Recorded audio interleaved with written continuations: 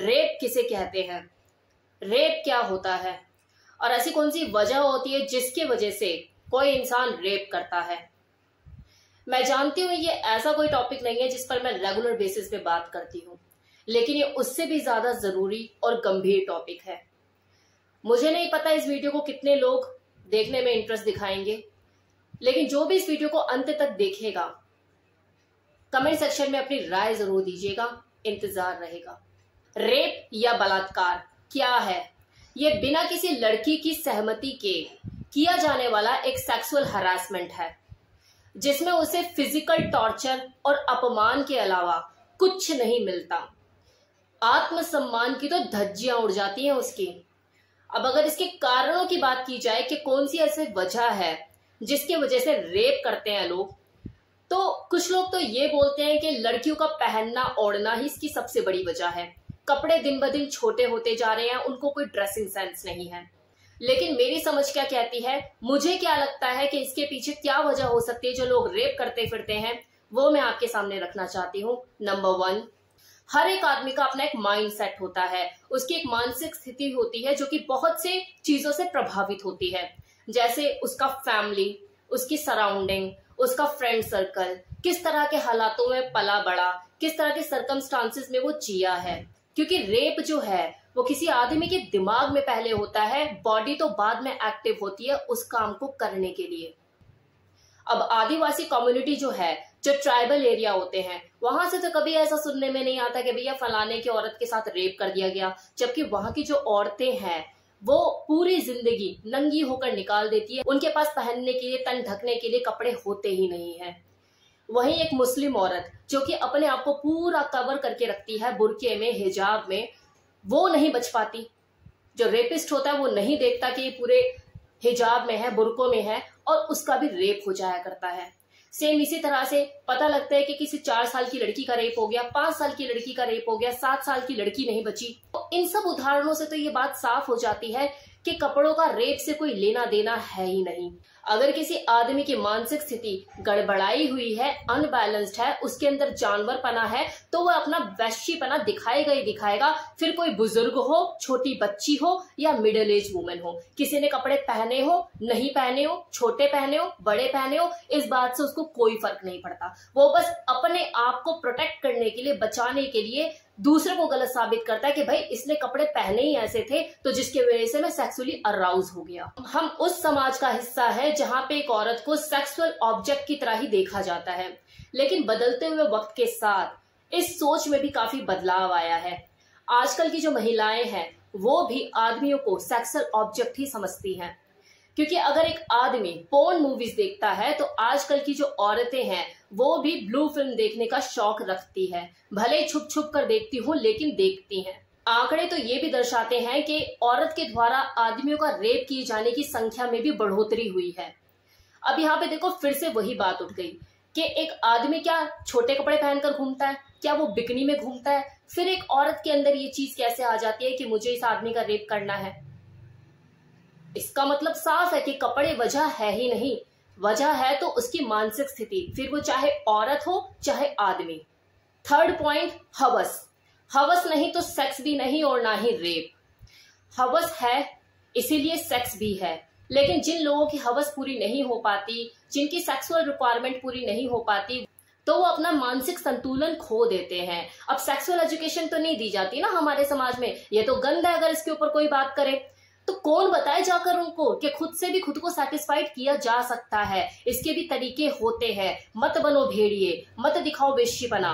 Lack of sexual education ये बहुत बड़ा कारण है हमारे इंडिया में, हमारे समाज में रेप होने का, क्योंकि टीनेज बच्चों को वो एजुकेशन दी ही नहीं जाती जो उनको उस वक्त जरूरत होती है। वो बच्चे या तो अपने फ्रेंड से सीखते हैं जो कि उन्हीं के एज के होते हैं, उन्हें भी उतनी समझ होती है, या फिर वो पोर्न्स मूवी का सहारा लेते हैं या ब्लू फिल्म में घुस जाते हैं जहां पे लंबे लंबे बड़े बड़े तीर कमान और ठुकम ठुकाई के अलावा कुछ नहीं दिखाया जा रहा होता, जो कि बिल्कुल फेक है। चाइल्ड पोर्न वो देखते हैं जिसमें 13-13, 14-14 साल की लड़कियां सेक्स कर रही होती है, और करने वाले उससे कितने ज्यादा उम्र के होते हैं, क्या प्रभाव पड़ता है उनके दिमाग में। गैंग बैंग पोर्न वीडियोस देखते हैं जिसमें एक लड़की को 6-6, 7-7 लड़कों के साथ दिखाया जाता है, वो इंटीमेट हो रही होती है और एंजॉय कर रही होती है। तो उस छोटे लड़के जो टीनेज लड़का है उसके दिमाग में क्या आएगा कि यार ये भी तो लड़की है जो एंजॉय कर रही है 5-6 लड़कों के साथ, तो इसको क्या दिक्कत हो रही है, इसको क्या तकलीफ हो रही है, इसे कहाँ दर्द हो रहा है।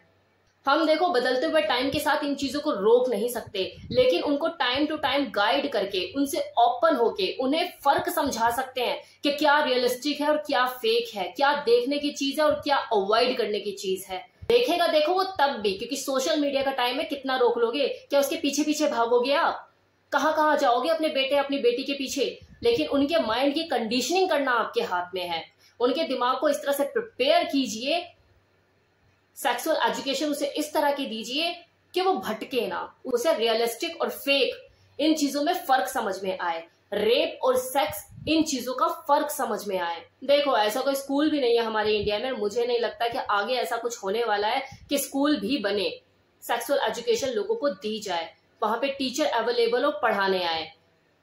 ज्यादातर स्कूल में टीचर तो किताबें पढ़ाने आती हैं क्योंकि इन्हें तनख्वाह उसी चीज की मिलती है। अब अगर ऐसे में जो पेरेंट्स हैं वो भी शर्म का चोला ओढ़ के बैठ जाएं तो कौन सिखाएगा अपने बच्चों को फर्क। सोशल पावर को यूज करके या मनी पावर को यूज करके जो लोग सेक्स को खरीदते हैं, ये भी एक तरह का रेप ही है, क्योंकि ज्यादातर महिलाएं अपने मन से बिकना नहीं चाहती, लेकिन उनकी मजबूरी का फायदा उठाया जाता है। कोई अपने सोशल पावर के दम पे उठाता है तो कोई अपने पैसों का यूज करके। और ये वो लोग होते हैं जिन्होंने कहीं ना कहीं समाज को चलाने का ठेका लिया होता है। और आप समझ सकते हैं मैं किस तरह के लोगों की बात कर रही हूँ, जिनके पास अथाह पैसा होता है, समाज में अपना एक रुतबा होता है, उनके आगे कोई कुछ बोल नहीं पाता। अगला कारण रिवेंज, मतलब बदला। एक औरत का एक आदमी को रिजेक्ट कर देना, ये भी बदले का कारण बन जाता है। उस आदमी के दिमाग में यही चलता है कि यार इसकी इतनी औकात कैसे कि मुझे मना कर दे, आज तक मुझे किसी ने मना नहीं किया। बचपन में 4 लातें पड़ी होती ना पिछवाड़े में, तो ये बोलने की गलती नहीं करता वो आज। सेम इसी तरह से कुछ औरतें भी ऐसी होती है जिनकी मानसिकता ये होती है कि इस आदमी ने मुझे मना कैसे किया मेरे साथ सोने के लिए, मुझे आज तक किसी ने मना नहीं करा, लोग तो तरसते हैं मेरे साथ सोने के लिए, और अगर मैं इसके ऊपर फिदा हूं तो ये मुझे मना कैसे कर सकता है।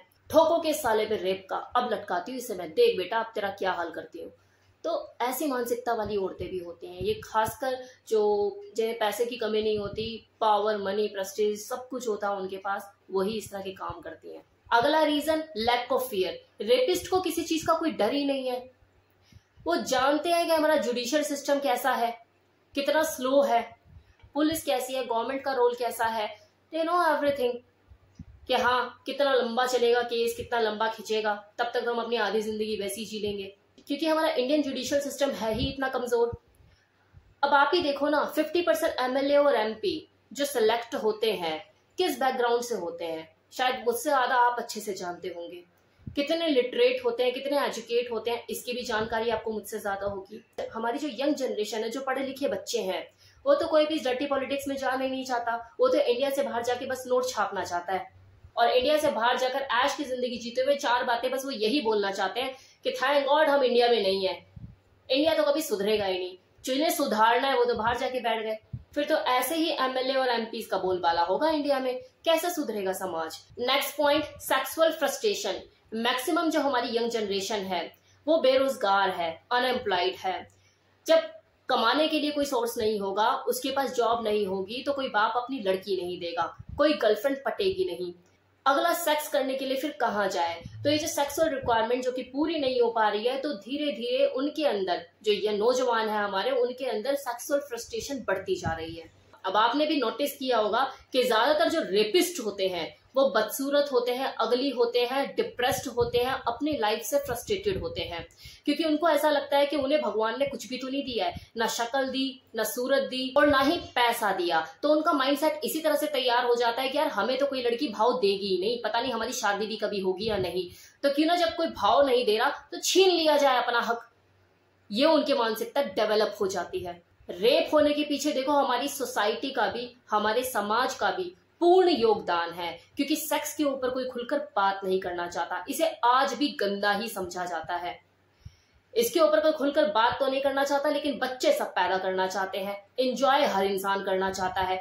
तो यहाँ मैंने आपको कुछ रीजन बताए जिसकी वजह से रेप होते हैं। अगर आप चाहते हैं मैं इसके सॉल्यूशन के ऊपर भी बात करूं तो मुझे कमेंट सेक्शन में तो कमेंट सेक्शन में मुझे अपनी राय दीजिए, आपको ये वीडियो कैसा लगा और आप चाहते हैं इसका सॉल्यूशन कि मैं आपको कुछ बताऊं कि इसमें कैसे कमी आ सकती है। फिर मैं कभी किसी दिन नेक्स्ट वीडियो में इसके सॉल्यूशन के ऊपर भी बात करूंगी। तो आपके कमेंट्स का इंतजार रहेगा। जल्दी जल्दी कमेंट्स कीजिए मुझे कि वीडियो कैसा लगा। Thank you.